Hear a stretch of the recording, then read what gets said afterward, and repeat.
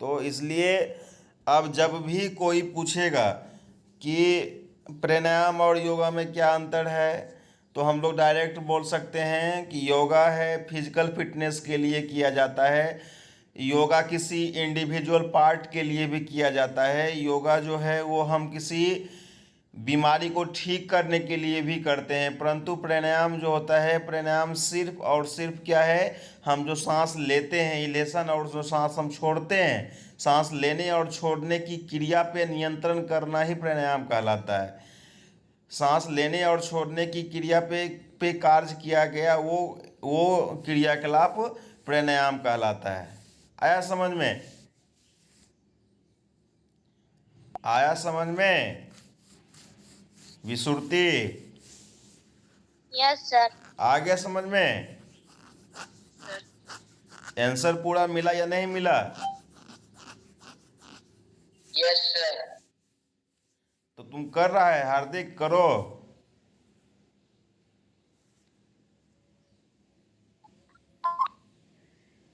प्राणायाम में सबसे पहला हम लोग क्या कर रहे हैं, हम लोग भस्त्रिका कर रहे हैं, कर रहे हैं ना?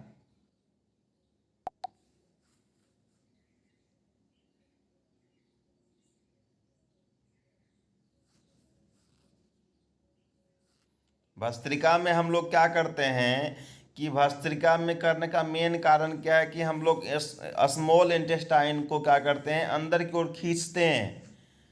इससे क्या होता है, ये करने से सबसे पहले क्या होता है कि हम जो हमारे अंदर सांस लेने की क्षमताएं बढ़ती है, सांस लेने और सांस छोड़ने की क्षमताएं बढ़ती है। ठीक है, हम लोग अधिक से अधिक सांस लेते हैं और अधिक से अधिक सांस को छोड़ते हैं। भस्त्रिका परिणाम में मुख्य रूप से गहरी सांस लेनी होती है और सांस पूरी अंदर लेनी है और बाहर छोड़नी है। बाहर छोड़ते वक्त जोर से छोड़ें। हम लोग क्या करते हैं, स्मॉल इंटेस्टाइन को क्या देते हैं, झटका देते हैं, अंदर की ओर खींचते हैं और सांस को छोड़ते हैं, है ना। इस आसन को हम लोग करने के लिए पहले क्या करते हैं, एक आरामदायक आसन में बैठ जाते हैं। हम लोग पद्मासन लगाकर बैठ जाते हैं या सुख आसन में भी बैठ जाते हैं। दोनों आसन में हम लोग बैठ सकते हैं, या आरामदायक जो भी आसन है, आसन में हम लोग बैठ जाते हैं। आसन मतलब बैठने की पोजीशन, बैठने की स्थिति। दोनों नाक के माध्यम से हम लोग गहरी सांस लें और तेजी से सांस को छोड़ें। सांस लेते समय पेट को अंदर की ओर खींचें और सांस छोड़ते समय तेजी से छोड़ें। आया समझ में सबको? Yes sir.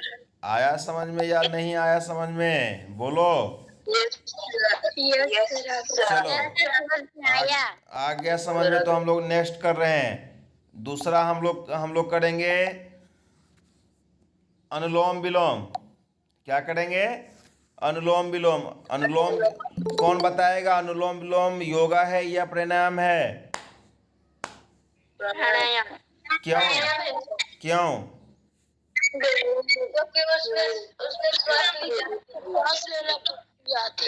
अनुलोम विलोम भी एक ऐसा क्रियाकलाप है जिसमें कि हम लोग सांस लेने की क्रिया पे नियंत्रण करते हैं। चलो हम लोग अनुलोम विलोम पहले स्टार्ट करते हैं और इसके बारे में बात करते हैं, है ना। आया समझ में? अनुलोम विलोम में करने में क्या है कि हम लोग को एक नाक से सांस लेनी है, फिर उसे दूसरी नाक से छोड़नी है। जिस नाक से हम लोग सांस ले रहे हैं उस नाक को बंद करना है, और जिस नाक से हम सांस पहले नहीं लिए थे उसको छोड़ना है। इसमें भी इसका भी मेन क्रियाकलाप, इसका मेन बेनिफिट क्या है, सांस लेने की क्षमताएं बढ़ती है और हमारे नाक जो सांस लेने की नली है, श्वास नली जिसको बोलते हैं हम लोग, वो क्लियर होता है, वो साफ होता है। हम लोग इसको शुद्धि क्रिया भी कहते हैं। शुद्धि क्रिया ऐसे अलग होता है। शुद्धि क्रिया में आता है जल नीति, सुत नीति, वो अलग है। वो शुद्धि क्रिया क्या है, वो किसी इंटरनल बॉडी पार्ट को क्लियर करता है, शुद्ध करता है, उसके लिए उसको शुद्धि क्रिया कहते हैं। लेकिन ये भी क्या करता है, ये हमारे सांस लेने की श्वास नली को भी साफ करता है, इसलिए इसको शुद्धि क्रिया में भी रखा जा सकता है। आया समझ में? Yes sir. Yes sir. इसको आराम से करो।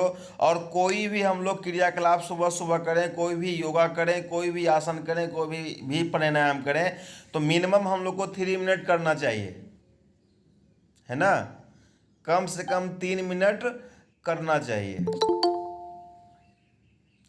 इस प्राणायाम में हम लोग सांस नासिका की मदद से नियंत्रित किया जाता है। यह एकाग्रता और विचारों के उच्च स्तर को पाने में मन को प्रोत्साहित करता है, भौतिक शरीर को अधिक ऊर्जा और ऑक्सीजन देता है, और अपने तंत्रिकाओं को शांत और रक्त परिचरण में सुधार में मदद करता है। ये आसन का यही लाभ है ना?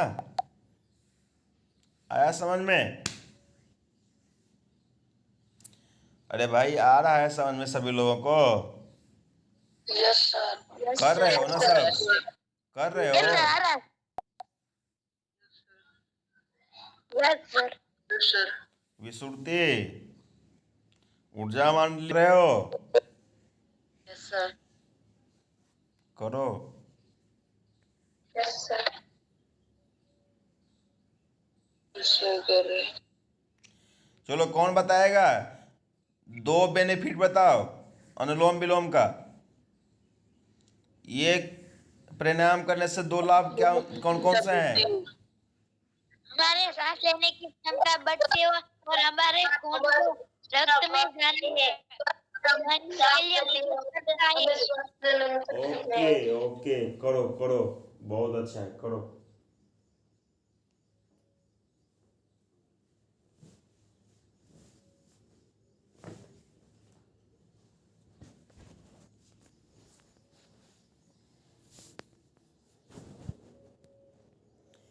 उसके बाद इसका टाइम हो गया, हम लोग अब थर्ड करेंगे। थर्ड भी हम लोग प्राणायाम ही करेंगे। थर्ड क्या करेंगे? प्राणायाम ही करेंगे। थर्ड कौन सा प्राणायाम करेंगे? कौन बोलेगा? कौन बताएगा? थर्ड हम लोग करेंगे भ्रामरी। पता है तुम लोग को भ्रामरी क्या होता है? हम बताएं। बहुत एक नाम सुना होगा, एक नाम सुना होगा मधुमक्खी। नाम सुने हो मधुमक्खी का? मधुमक्खी जहाँ होता है, मधुमक्खी की उसके आसपास जाओगे तो एक तुम लोग को आवाज सुनने के लिए मिलेगा। वो आवाज निकालता है, भन, वो आवाज निकालता रहता है, ठीक है? तो उसी के नाम पे, उसी की आवाज के नाम पे इस आसन का ये प्राणायाम का नाम रखा गया है भ्रामरी। हम लोग इसमें करते क्या है कि इसमें हम लोग पहले दोनों कान को बंद कर लेते हैं अंगूठे से, और उसके बाद ये चारों अंगुली से हम लोग अपने आँख को बंद करते हैं, और इसमें क्या करते हैं, एक लंबी सांस लेते हैं, और उस सांस को छोड़ते समय लंबी दूरी तय करवाते हैं और लंबे समय के लिए छोड़ते हैं, और नाक से आवाज़ निकालते हैं, मुंह से आवाज़ नहीं निकालते हैं। जैसे हम लोग सांस लिए,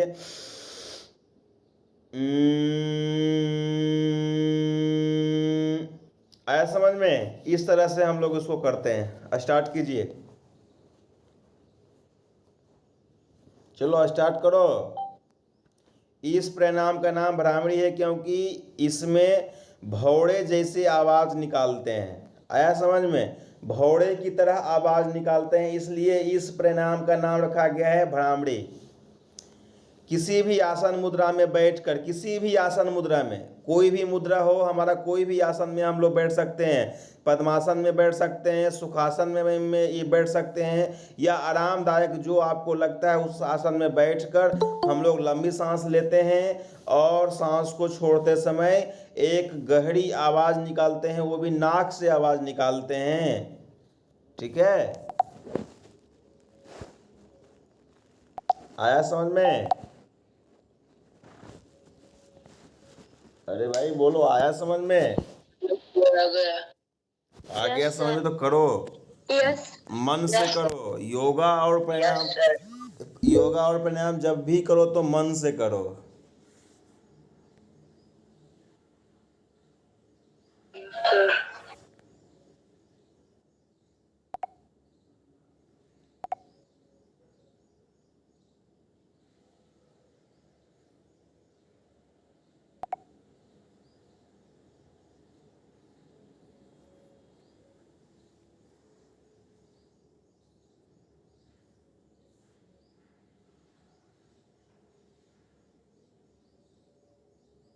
हार्दिक कर रहा है, हार्दिक पटेल, हिमांशु, जानवी, क्रिस, मानसी, मीत, निकुंज, ओम, प्रदीप कर रहे हो? Yes sir. Yes sir. Yes sir. Surti, twinkle, ऊर्जा मंडली सब करो।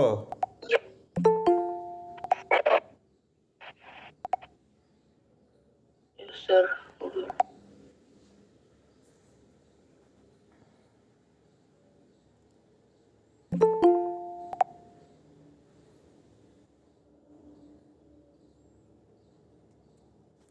कम से कम हम लोगों को ये, कोई भी, हम आपको फिर से यही आवाज़ रिपीट कर रहे हैं, वही शब्द रिपीट कर रहे हैं, जब भी कोई प्राणायाम करें, आसन करें, तो मिनिमम हम लोगों को 2 या 3 मिनट करना चाहिए। कम से कम 2 या 3 मिनट, और ज़्यादा से ज़्यादा 5 मिनट करना चाहिए। और आराम से करना चाहिए, दिमाग को शांत करके करना चाहिए, क्योंकि यह हम लोग दिमाग को शांत करने के लिए यही यह क्रियाकलाप करते हैं। कोई कोई मन में तनाव नहीं होना चाहिए, कोई भी टेंशन नहीं होना चाहिए।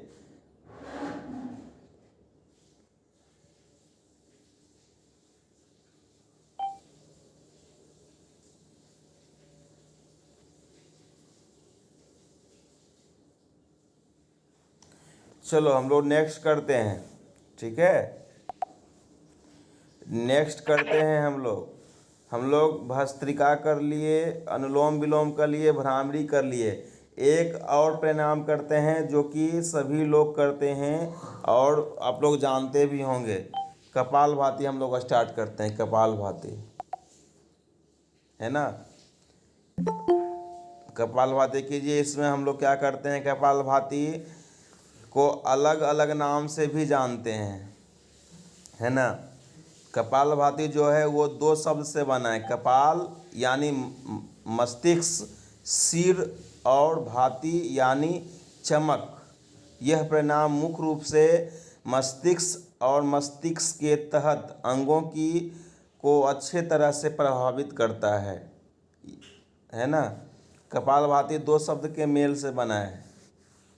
अब कैसे करना है, इसको करने के लिए क्या करते हैं, पद्मासन में बैठ जाते हैं हम लोग। पद्मासन में पहले आसन लगा लेते हैं। पेट के निचले हिस्से को, मतलब पेट के निचले हिस्सा कौन है, पेट का निचला हिस्सा मतलब स्मॉल इंटेस्टाइन पार्ट, जहाँ पे हमारा छोटी आंत जो है, स्मॉल इंटेस्टाइन जो है, हल्का हल्का उसको क्या करना है, झटका देना है अंदर की ओर। हम लोग उसको अंदर की ओर खींचते हैं और सांस नाक से बाहर फेंकें, और नाक से हम लोग क्या करते हैं, सांस को बाहर छोड़ते हैं। हम सांस लेते नहीं हैं, ऑटोमेटिक हमारा सांस जो होता है, श्वास जो होता है, वो अपने आप हमारे नाक से अंदर अंदर आती है। सिर्फ हम लोग छोड़ने की क्रिया करते हैं। जैसे इसमें हम लोग क्या कर रहे हैं, सिर्फ सांस को बाहर छोड़ रहे हैं और स्मॉल इंटेस्टाइन को, छोटी आंत को हम लोग अंदर की ओर खींच रहे हैं, ठीक है? स्टार्ट कीजिए। इसको भी हम लोग लगातार 3 मिनट करेंगे।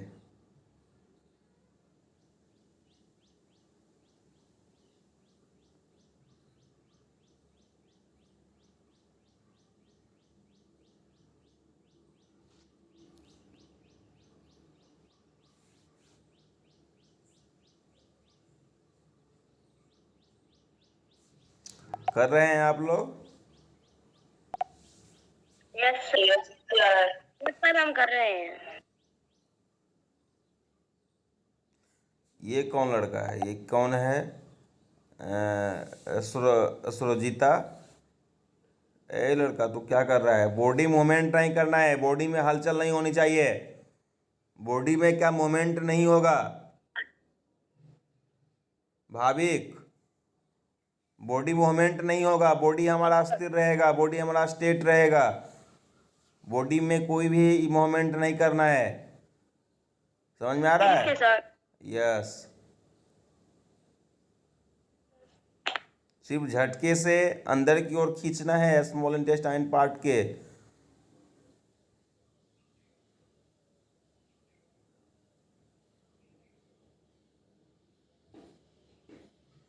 जब भी योगा करो, जब भी कोई भी क्रियाकलाप करो तो मन से करो।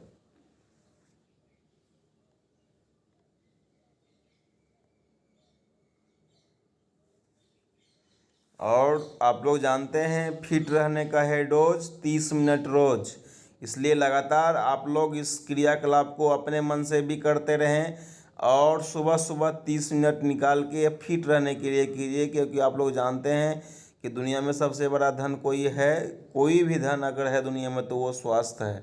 जिसके पास स्वास्थ्य है उसके पास सब कुछ है ना। अगर आपकी स्वास्थ्य सही नहीं है तो आपके पास कुछ भी नहीं है, आप कुछ भी नहीं कर सकते हैं। कुछ भी करने के लिए आपको सबसे पहला आपको शरीर का स्ट्रॉन्ग होना, शरीर का स्वस्थ होना बहुत ज़रूरी है। चलो हम लोग अब नेक्स्ट करते हैं, है ना।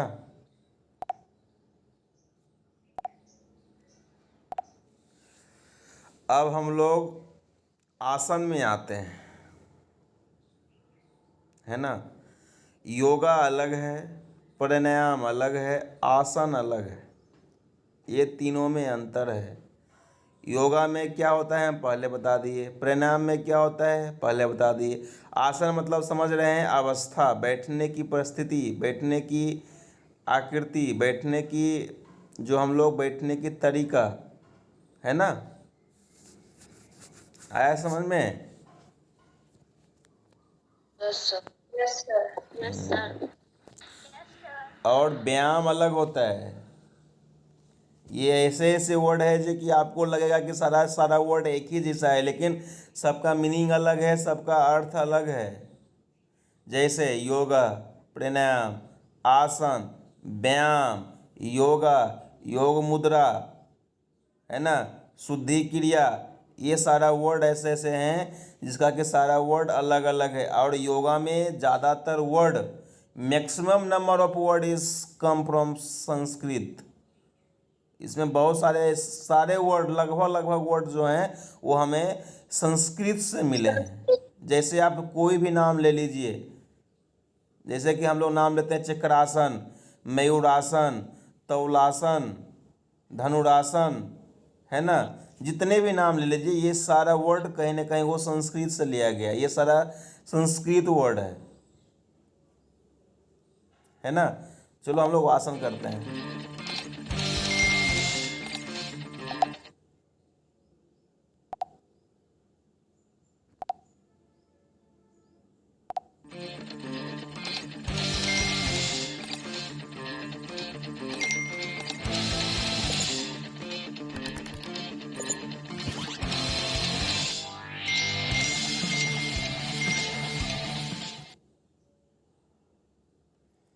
अब देखो आसन में हम लोग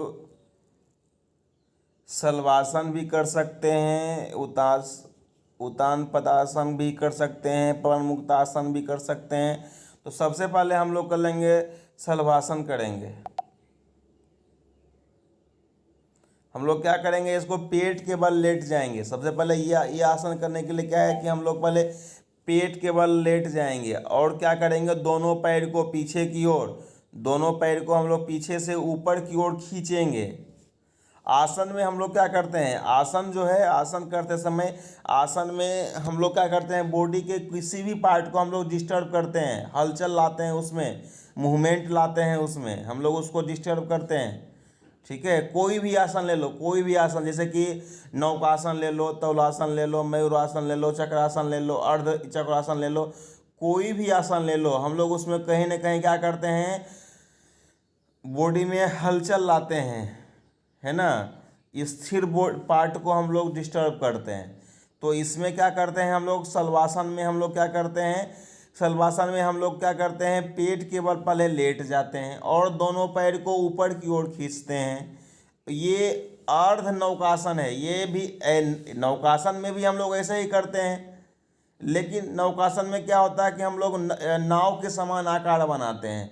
और हलवासन में क्या था, आप लोग एक हल देखे होंगे, किसान लोग जो खेती पहले करते थे वो हल से करते थे। तो हम लोग अपने बॉडी को एक हल के जैसा आकार देते हैं, इसलिए इसका नाम रखा गया है हलवासन। ठीक है, आया समझ में? तो आप लोग को आपको जितना भी आसन है सबको नाम से ही आपका अर्थ समझ में आएगा, और वो नाम उसी क्रियाकलाप पे रखा गया है। जैसे हम लोग मयूर आसन, अपने बॉडी को मयूर के जैसा आकार देना ही मयूर आसन कहलाता है। उसी तरह से अभी जो हम लोग कर रहे हैं शलभासन जो हम लोग कर रहे हैं, इसको क्या करते हैं, एक हल की तरह आकार देना, अपने बॉडी को एक हल की तरह आकार देना, है ना। कीजिए आप लोग इसको, चलो करो। पेट के बल हम लोग लेट जाते हैं और दोनों पैर को ऊपर की ओर खींचते हैं। आप लोग किसान को देखते होंगे, खेत में जो भी काम करते हैं वो एक हल से करते हैं। हल जो होता है वो लकड़ी का बना हुआ होता है और पीछे में कुछ पकड़ने के लिए बना हुआ होता है, हैंडल होता है। उसी तरह से हम लोग अपने बॉडी को क्या करेंगे, हल के समान रखेंगे और दोनों पैर को पीछे से क्या करेंगे, ऊपर की ओर खींचेंगे।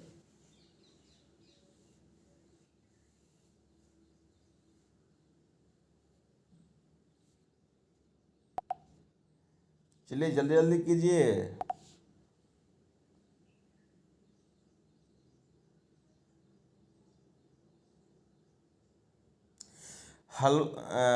शलवासन जो है वो भुजंग आसन का उल्टा आसन है। भुजंग आसन जो हम लोग करते हैं वो पीठ के बल करते हैं, और शलवासन जो है वो हम लोग पेट के बल करते हैं। यही अंतर है, दोनों आसन सेम है, सिर्फ अंतर क्या है कि भुजंग आसन जो है हम लोग भुजंग आसन को पीठ के बल करते हैं, और शलवासन जो है हम लोग उसको पेट बल करते हैं, और दोनों में कोई अंतर नहीं है। दोनों में हल का आकार ही बनता है, दोनों में हमारा बॉडी का जो स्ट्रक्चर होता है वो हल के समान ही बनता है, और उसमें दोनों में कोई अंतर नहीं आती है। सिर्फ अंतर यही है कि हम लोग एक को पीठ के बल करते हैं और एक को पेट के बल करते हैं, बस दोनों में यही अंतर है। ये दोनों आसन हम लोगों के स्मॉल इंटेस्टाइन को मजबूत करने के लिए और डाइजेस्टिव सिस्टम को सही करने के लिए बहुत ही अत्यंत महत्वपूर्ण है। ठीक है, ये दोनों आसन को आप लोगों को लगातार प्रत्येक दिन करना चाहिए, जिससे कि आपका डाइजेस्टिव सिस्टम सही रहेगा और आपके लेग का, पैर का मसल्स जो है वो भी मजबूत होगा। आया समझ में? कि सिर्फ कहानी सुनने के लिए आए हो, कहानी सुन रहे हो, या कर भी रहे हो तुम लोग?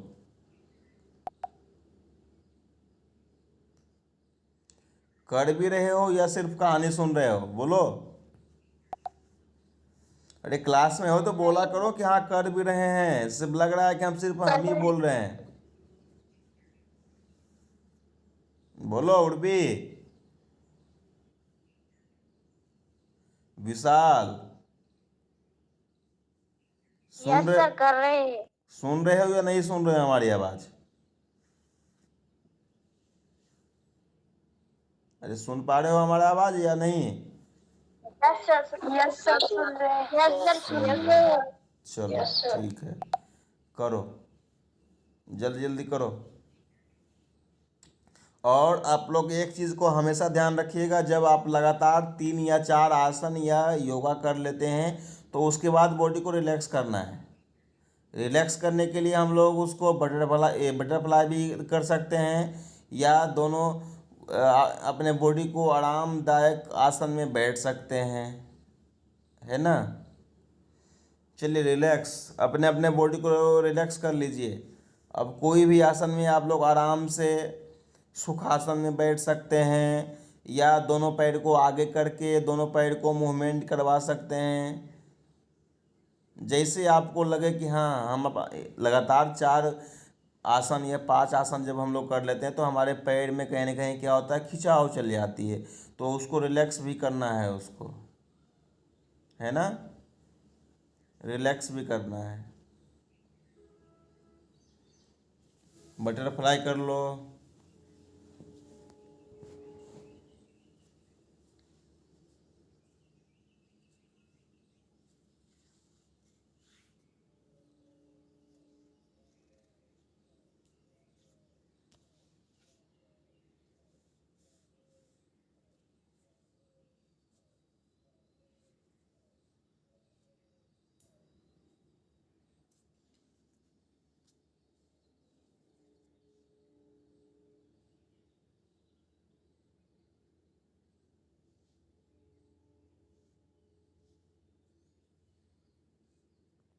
चलो हम लोग लगातार 2 आसन और करते हैं, फिर क्लास को आज समाप्त करते हैं, है ना। 2 आसन और हम लोग कर लेते हैं, उसके बाद क्लास को आज यहीं पे समाप्त करते हैं, फिर मिलते हैं नेक्स्ट क्लास में। क्योंकि आपको मैंने पहले बताया कि कम से कम हम लोगों को 30 मिनट हर दिन करना चाहिए। और ये हमारा फिट इंडिया जो एक अभी कार्यक्रम चल रहा है, लगातार चल रहा है, 2015 से लगातार चल रहा है, उसका मेन उद्देश्य है कि सभी लोगों को स्वस्थ, शुद्ध और स्वास्थ्य देना है, सभी को स्वस्थ रखना है। और उसने एक मंत्र दिया है, फिट रहने का है डोज 30 मिनट रोज। वह एक स्लोगन दिया गया है उनके द्वारा कि कम से कम हम लोगों को 30 मिनट लगातार, 30 मिनट अपने 24 आवर में से 30 मिनट अपने स्वास्थ्य के लिए निकालना है और अपने फिट रहने के लिए निकालना है, और उसमें क्रियाकलाप करना है फिट रहने के लिए। चलो हम लोग नेक्स्ट करते हैं भुजंग आसन। आपको नाम से ही अवगत हो रहेंगे, भुजंग आसन आपको नाम से पता लग रहा होगा। और भुजंग आसन को दूसरे नाम से भी जानते हैं, कोबरा पोज के नाम से भी जानते हैं। कोबरा आप लोग शायद देखे होंगे, आप लोग नाम से अवगत होंगे, हैं अवगत? हेलो, कोबरा, कोबरा देखा है ना? अरे सांप देखा है ना? हाँ, तो इस आसन में हम लोग क्या करते हैं, हम लोग यह भुजंग आसन को कोबरा पोज भी कहा जाता है, ठीक है। पूर्ण नाग आसन भी कहते हैं इसको। भुजंग आसन को अनेक नामों से जानते हैं, इसे लोग पूर्ण नाग आसन भी कहते हैं, कोबरा पोज भी कहते हैं, नाग आसन भी कहते हैं और भुजंग आसन भी कहते हैं। इसे इस आसन का बहुत और भी नाम है।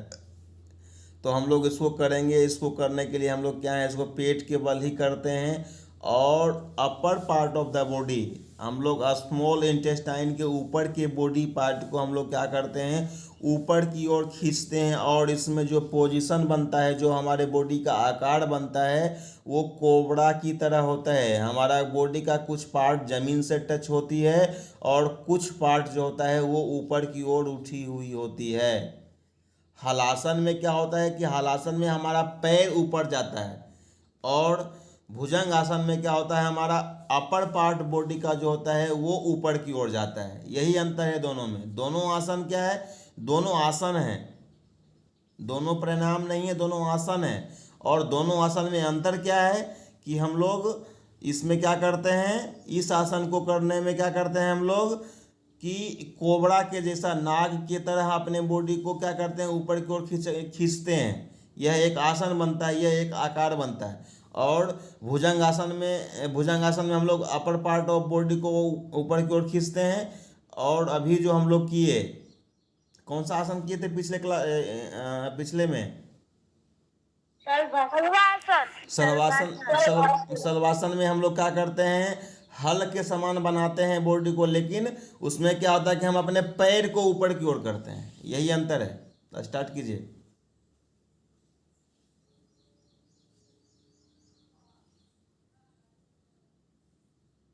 यह आपके रीढ़ की हड्डी को मजबूत करने के लिए और रीढ़ की हड्डी को सीधा करने के लिए आसन बहुत ही महत्वपूर्ण है। ये आसन को करने से हमारे क्या होती है, हमारे पीठ में अगर कहीं भी दर्द होती है, हमारे पीठ में कहीं भी कोई भी चीज़ में दिक्कत होता है, तो उसको ठीक करने के लिए आसन यह प्रतिदिन करना चाहिए। और इस आसन के माध्यम से भी हम अपने डाइजेस्टिव सिस्टम को सही कर सकते हैं।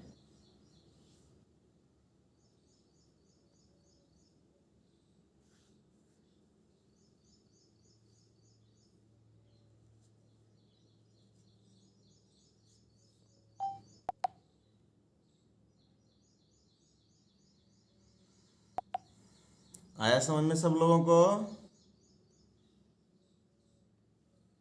कैसा लगा क्लास आज? Yes, sir. आज का क्लास कैसा लगा आप लोगों को? अच्छा लगा? बहुत अच्छा सर। नेक्स्ट क्लास में हम लोग सूर्य नमस्कार करेंगे, और वो जो 12 मंत्र है, सूर्य नमस्कार जो 12 मंत्र है, हम लोग उसको 12 मंत्र के साथ 12 स्टेप में करेंगे। ठीक है, नेक्स्ट क्लास में हम लोग मिलते हैं। और आज आप लोग का दिन अच्छा हो, आप लोग का दिन मंगलमय हो, आपका दिन खुशहाल हो, और आज आप लोग अच्छे अच्छे काम करें, है ना, और खुश रहें। जीवन में खुश रहना ही बहुत बड़ी बात है। लोग खुश रहने के लिए न जाने कौन कौन से कार्य करते हैं, और आप लोग खुश रहने के लिए कहीं ना कहीं योगा आप लोग अगर सुबह सुबह करेंगे 30 मिनट अगर हर दिन करेंगे, तो कहीं ना कहीं आप मेंटली और बॉडी से भी स्ट्रांग होंगे। कहा गया है कि शारीरिक शिक्षा का मूल उद्देश्य ही है शरीर का समुचित विकास करना। फिजिकल एजुकेशन का मेन एम ही है कि किसी भी व्यक्ति या समुदाय को सार्वजनिक विकास करना, है ना, मेंटल सोशल, है ना। हम लोग को शारीरिक मानसिक भौतिक विकास करना ही शारीरिक शिक्षा का मेन उद्देश्य है, और शारीरिक शिक्षा के अंतर्गत ही योगा भी आता है। तो आप लोग शायद माइंड में इसको फिट कर लें कि हमारा योगा क्लास होना हो, हमारा मॉर्निंग क्लास होना हो, हम लोगों को फिट होना है और अपने लिए फिट होना है। तो 30 मिनट रोज़ एक्सरसाइज करना है, या वॉकिंग करना है, या व्यायाम करना है, या कोई भी आसन करना है, कोई भी क्रियाकलाप करें जिससे कि हमारे बॉडी को स्वस्थ रहने में मदद मिले। आया समझ में? कुछ बोलना है आप लोगों को? कुछ बोलना है आप लोगों को? किसी को भी कोई भी प्रश्न है? किसी को कोई प्रश्न है? कोई चीज़ और जानना है तो बोलो जल्दी से, 2-3 मिनट में हम लोग उसको क्लियर कर लें, फिर क्लास को आज यहीं पे रोकें। बोलो, किसको कोई प्रश्न भी है?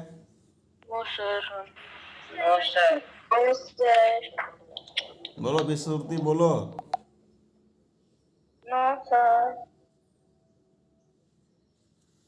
क्लास अच्छा लगा आज? बहुत अच्छा लगा सर। मजा आया? बहुत अच्छा लगा। खुशी मिली कुछ? चलो मिलते हैं नेक्स्ट क्लास में। Thank you to all. चलो धन्यवाद। Bye sir. Bye. Bye sir. Bye.